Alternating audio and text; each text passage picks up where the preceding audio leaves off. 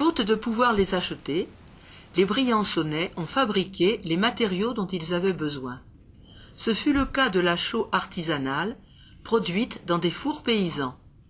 On en compte près de 150 dans le territoire du Grand Briançonnais. La chaux provient de la calcination d'un calcaire très abondant en Briançonnais, la pierre bleue. Chauffé à 950 degrés, ce calcaire blanchit et se transforme en chaux vive. Au cours de cette transformation, la pierre bleue perd un tiers de son poids sous forme de dioxyde de carbone. On notera que la chaux vive se comporte comme une roche. Plongée dans l'eau, la chaux vive se délite et se transforme en chaux éteinte. Cette transformation porte le nom de foisonnement. Le foisonnement s'accompagne d'un fort dégagement de chaleur, suffisant pour faire bouillir l'eau. En malaxant la chaux éteinte avec de l'eau, on obtient une pâte. Mélangée à du sable, cette pâte forme un mortier. Mélangée à de la paille de chanvre textile, elle constitue le béton de chanvre. Si la quantité d'eau est faible, on obtient de la chaux en poudre. Le mortier à la chaux ainsi obtenu peut être utilisé comme enduit. La chaux éteinte obtenue est à la base de la technique complexe des fresques à la chaux. Au XVIIIe siècle, le célèbre architecte de Louis XIV, Vauban, a utilisé un enduit particulièrement résistant qui comportait 4 couches. Dans la composition de cet enduit, les ingrédients, parfois surprenants, ont pourtant des fonctions précises. Au contact du dioxyde de carbone de l'air, la chaux en solution reconstitue une croûte calcaire. On notera que la prise de cette chaux qualifiée d'aérienne est assez longue, car le dioxyde de carbone ne pénètre que lentement. Ce schéma général montre que les transformations observées forment un cycle intégrant la perte et la réintégration du dioxyde de carbone. Si l'on chauffe du calcaire argileux, on obtient une chaux hydraulique plus grise qui fait prise avec l'eau comme le ciment. La chaux aérienne présente des qualités techniques exceptionnelles, mais sa prise lente complique sa mise en œuvre.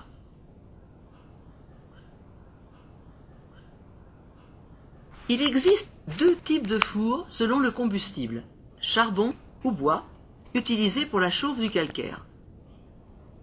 Afin de préserver les forêts, les fours utilisant le bois comme combustible ont été interdits par le Code forestier de 1827. À partir de cette date, seuls ont subsisté les fours à chaux à combustible charbon. Les fours à chaux à combustible charbon comportent 3 parties, la marmite, la gueule et le muraillement. Comme on le voit, la marmite communique avec la gueule par un foyer. Des linteaux forment le toit de la gueule. Les linteaux les plus éloignés du foyer peuvent être en bois.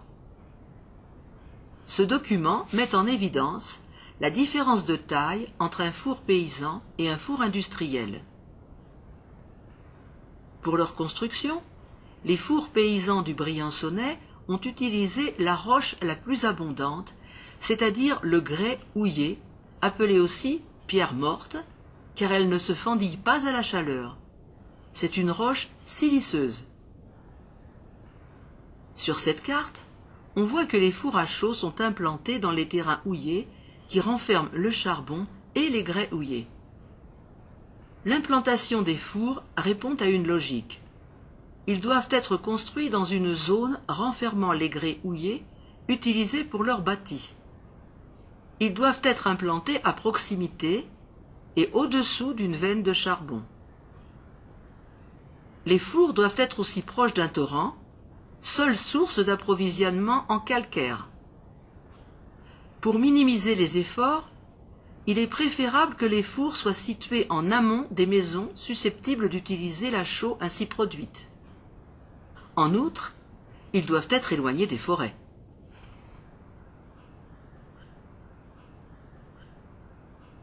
Le four de Roche-André est unique en son genre, car il est bâti en calcaire au milieu de terrains qui n'en contiennent pas. La gueule est fermée par une voûte et non par des linteaux. On y trouve des briques dont le prix était hors de portée des paysans briançonnais. Les recherches menées par la Société géologique et minière du Briançonnais ont permis de découvrir un plan incliné qui supportait un transport par câble. Ce transport par câble utilisait la pierre bleue du fort de la Croix de Bretagne comme lest dans un système de va-et-vient. Les morceaux de pierre bleue étaient déchargés à l'emplacement du four de Roche-André, 700 mètres plus bas. D'où l'idée de les utiliser pour construire un four à chaux. Les documents les plus anciens relatifs au four à chaux datent de 1604. Ils attestent de l'existence de fours au-dessus de la route de Briançon, au Fontenil. Un four y est encore visible. Un document rare, daté de 1909, montre un four à chaux et un charroi au débouché du torrent de Malfosse, à la sortie de Briançon vers l'Italie. Des restes de fours sont encore visibles dans les fortifications du XVIIe siècle. Ces fours sont semblables à ceux du XXe siècle, avec une gueule plus étroite. La préparation d'une fournée passe par la préparation de briquettes de charbon. Les briquettes sont fabriquées avec du charbon naturellement en poudre qu'il faut d'abord tamiser. Ce charbon en poudre est mélangé avec de l'eau pour obtenir une pâte, le pétri. Le pétri est ensuite étalé et lissé, puis découpé à la truelle. Après séchage, les briquettes de charbon sont extraites. L'enfournage consiste à remplir la marmite du four à chaux avec des morceaux de calcaire et des briquettes de charbon. Un certain nombre de règles sont à respecter. Alterner briquettes de charbon et morceaux de calcaire, faciliter la circulation de l'air chaud en disposant ces éléments verticalement, placer les gros morceaux de calcaire là où la chaleur est la plus vive, c'est-à-dire au centre et près du foyer. Pour des raisons de rentabilité, le remplissage se fait au-delà du sommet du four. Un dôme est ainsi constitué. Ce dôme est ensuite recouvert d'une couche de pétri afin de freiner le tirage. Un brasier est allumé sous le foyer, au-dessous de la marmite, afin de mettre le charbon à feu. De la vapeur d'eau et des fumées s'échappent par les évents percés dans la couche de pétri. Le charbon chauffé libère des gaz combustibles qui peuvent s'enflammer. Au bout de 2 jours de combustion, les fragments de pierre bleue sont incandescents. Après un refroidissement de 3 jours, la chaux vive est séparée des cendres, c'est le défournage. Les fours de ce type se distinguent des fours à chaux à combustible charbon par leur forme cylindrique et leur volume 20 fois plus important.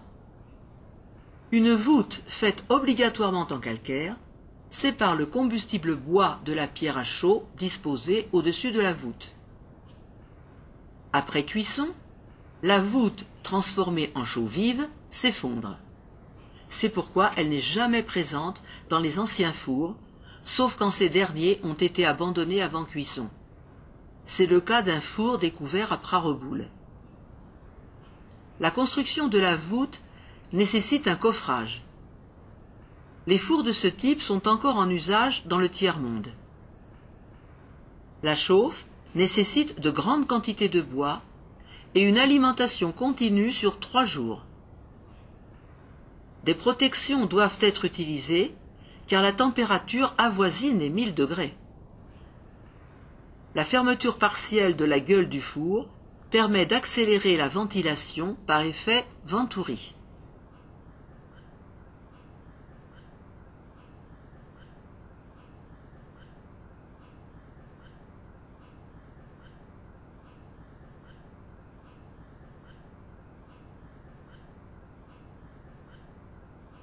Le plâtre provient de la cuisson à 150-200 degrés d'une roche blanche, le gypse. Cette roche est très abondante en Briançonnais. La transformation du gypse en plâtre est une simple déshydratation qui peut être plus ou moins complète. Les fours à plâtre sont de conception simple. Au sein d'un muraillement en pierre, les morceaux de gypse sont disposés sur un tas de bois.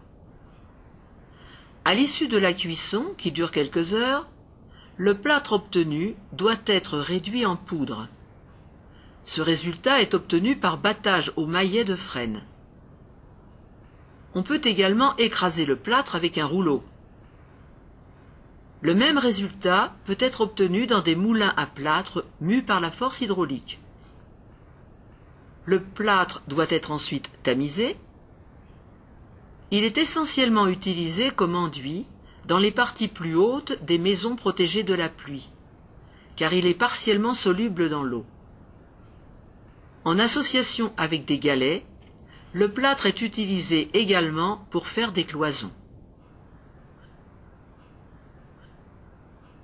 Dans une zone traditionnellement consacrée à la chauffournerie, la Société géologique et minière du Briançonnais a créé, en partenariat avec la commune de Villars-Saint-Pancrace, un espace four dans lequel on peut observer tous les fours paysans qui ont fonctionné en Briançonnais, reconstitués à l'identique par les bénévoles de l'association. On y trouve un four à chaud à combustible charbon, un four à chaud à combustible bois, un four à plâtre, un four à pois, un four à carboniser destiné à la production de charbon de bois, un four à réverbère permettant de fondre les minerais, une trompe à eau pour la ventilation du four à réverbère, un poêle de masse visant à économiser le combustible, une calade, surface de galet autobloquée sur laquelle on égrenait le blé, un mur d'entrée qui présente les enduits traditionnels, une exposition qui présente les roches mises en œuvre dans la chauffournerie. Des panneaux développent des explications sur ces aspects techniques. Et un espace est réservé à la présentation de différents types d'enduits. Une visite virtuelle de l'espace four est proposée sur le site de l'association. Chaque année depuis 2003, pendant la saison estivale, l'association organise sur l'espace four une opération baptisée Opération Four en Fête, devenue depuis 2012 Journée des savoir-faire oubliés. Elle comporte des opérations techniques telles que des cuissons dans des fours, four à chaud, four à carboniser, four à pois, bas-fourneau, four à réverbère. Des ateliers présentent des savoir-faire oubliés, ici le traitement du chanvre textile et la sculpture sur bois. L'atelier chanvre inclut la fabrication de cordes avec une ancienne machine à corder ainsi que la confection d'épissures. Le traitement de la laine fait l'objet d'un atelier spécifique. L'atelier Amadou restitue l'utilisation de cette matière tirée d'un champignon. Un forgeron fabrique des couteaux à partir de fer à béton. Le plâtre produit sur l'espace four a été utilisé dans un atelier moulage réservé aux enfants. La pierre au l'air, permettant de réaliser des marmites résistantes au feu, n'est pas oubliée. Une céréale rustique, le seigle, cultivé sur le site, fait l'objet d'un traitement spécifique. L'atelier four solaire permet de jeter un regard sur les techniques de demain. Ces journées sont souvent accompagnées d'animations telles que des soirées contes, soirées danses ou nuit des étoiles. L'association a développé des applications permettant aux particuliers d'approfondir leur savoir sur les fours du Briançonnais. Un prospectus et un guide de visite fournissent les informations essentielles. Idem pour le site internet bien documenté. Une publication de 160 pages abondamment illustrée développe le sujet. avec une application pour smartphone, téléchargeable gratuitement sur le site de Google Play, on accède à une découverte conviviale des fours.